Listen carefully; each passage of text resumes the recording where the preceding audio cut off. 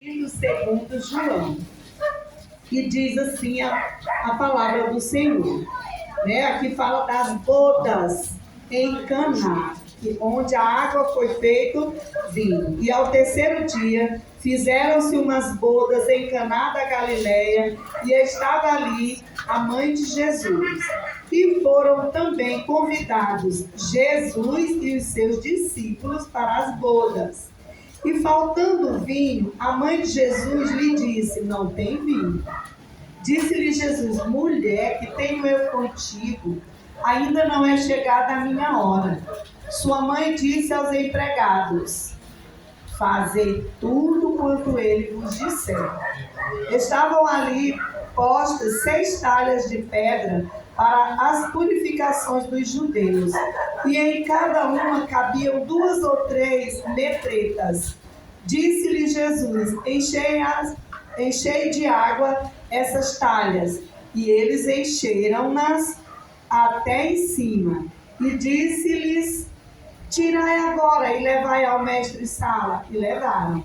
E logo que o mestre-sala provou a água feita vinho, não sabendo de onde viera, se bem que o sabiam os empregados que tinham tirado a água, chamou o mestre-sala ao esposo e disse-lhe: todo homem põe primeiro o vinho bom, e quando já tem bebido bem, então o inferior. Mas tu guardaste até agora o bom vinho. Jesus principiou assim os seus sinais em Caná da Galileia e manifestou a sua glória, e os seus discípulos creram nele. Aleluia. Amém. Aleluia, Jesus. Glorificado seja o nome do Senhor. Nós vemos aqui, Jesus iniciou os seus milagres em uma festa de casamento, para ver como ele valorizava a família, valoriza a família. Então ele fez esse milagre, mesmo dizendo para sua mãe que foi um personagem muito importante, que foi alguém que foi proativa. Maria foi proativa ali, porque ela sabia quem era Jesus. Ela conhecia muito bem, ela sabia tudo a respeito dele, e ela não perdeu tempo. Então nós vamos pensar um pouquinho sobre os fundamentos da família, pensando nesse texto bíblico, pensando nessa ocasião, nesse evento tão importante que é o casamento, que infelizmente hoje está tão deturpada a visão de casamento que a gente se preocupa com relação a isso. Aleluia. E o casamento, ele é comparado, o casamento judeu, ele tem tudo a ver com o noivado de Jesus com a igreja, que não dá para explicar aqui tudo, os detalhes dos costumes, desde a hora que o pai do rapaz era que ia pesquisar qual era a moça adequada para ele. Então é toda uma história muito bonita, que não dá para a gente falar agora. E lá nesse casamento, Jesus começou seu ministério propriamente dito. E hoje nós perguntamos aqui, você acha que é possível a família ser feliz nos dias de hoje? Nós estamos vivendo tempos difíceis. Nós sabemos que hoje os valores estão todos deturpados. Está acontecendo nos nossos dias o que Isaías disse em 700 anos antes de Cristo. E veja que Cristo veio há mais de 20 séculos. Mas nós estamos vendo acontecendo isso, onde o certo está sendo considerado errado e o errado está sendo considerado certo. E quem faz o certo, muitas vezes tem até vergonha de dizer que faz o certo, porque acha que está fora do contexto social. E nós vemos aqui o quanto a família é importante para Deus. E quem é o principal fundamento da família?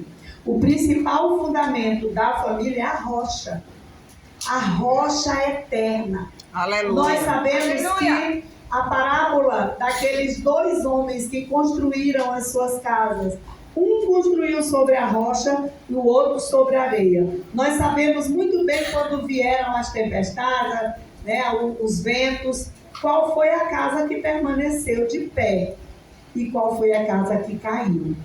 E onde está fundada a sua casa? A sua casa que eu estou falando aqui, me referindo à sua família. Aleluia. Onde ela está fundamentada? Na areia movediça das circunstâncias sociais, da moda do momento, do que é visto como família nesses últimos dias? Ou ela está fundamentada na rocha eterna, que é Jesus? Porque este é o principal fundamento. Veja, né, que Jesus, ele não foi ignorado. Nós sabemos tudo que o povo dizia, falava a respeito dele, enquanto ele estava fazendo, né, a vontade do Pai aqui na terra. Porque, na verdade, eles esperavam um rei político, alguém que viesse se envolver na política para tomar o domínio que Roma estava tendo, né, que os romanos estavam tendo. E Jesus veio e agiu totalmente fora do que eles esperavam. Mas, mesmo assim, ele foi convidado para a festa. Ele e os seus discípulos, eles foram convidados para este casamento. Então, ao ser convidado, ele ficou lá, né, no casamento, vendo as coisas acontecerem. Mas quando faltou o vinho, quando o vinho acabou, Maria não perdeu tempo. E você, mãe, você está atenta às dificuldades que surgem onde você está? No seu trabalho, na sua casa, na sua congregação. Você tem percebido quando as coisas precisam de uma intervenção? E ela não perdeu tempo, né? E nós vemos que Jesus, ele foi apenas um convidado, e de convidado, de repente, ele passa para ser não apenas só um convidado, mas ele deixou de ser esse simples convidado e passou a ser o Senhor do momento, o Senhor da festa. Porque Maria sabia quem era Jesus. E ela sabia que o socorro viria quando ele agisse. E ela correu e foi dizer logo para ele que o vinho tinha acabado. Então a presença de Jesus, ela é um fator fundamental na nossa família. Aleluia! Então ele é a rocha eterna. Aleluia. Sobre quem devemos construir a nossa família. Aleluia. Porque a nossa família, fundamentada no Senhor, arraigada no Senhor, ela vai superar todas as tempestades. Glória a Deus, aleluia. Porque as tempestades vêm, elas virão, é inevitável. E ninguém está pronto para administrar uma tempestade. Porque você não sabe que hora ela vem, de que jeito ela vem. Não se sabe. Mas nós sabemos que todos nós estamos aqui e podemos a qualquer momento enfrentar uma tempestade. E quantas tempestades durante o casamento a gente enfrenta? São as mais diversas. Mas se Jesus for o alicerce, for o fundamento da sua casa, você vai superar. Glória todas. a Deus. Nenhuma delas vai te fazer sucumbir. Nenhuma delas vai te fazer naufragar. E a maior necessidade hoje das famílias, as pessoas se matam trabalhando, se esgotando para dar conta de trabalhar 2, 3 empregos, preencher sua vida com emprego, com trabalho. Às vezes não dá conta nem de dar assistência aos filhos pequenos muitas vezes, e outras vezes não tem nem tempo de conversar com o cônjuge, porque às vezes um trabalha no horário, outro trabalha no outro, e há um desencontro total. Tudo isso em busca de quê? Dinheiro, conforto. Para quê? Dizendo que é para dar bem-estar aos filhos.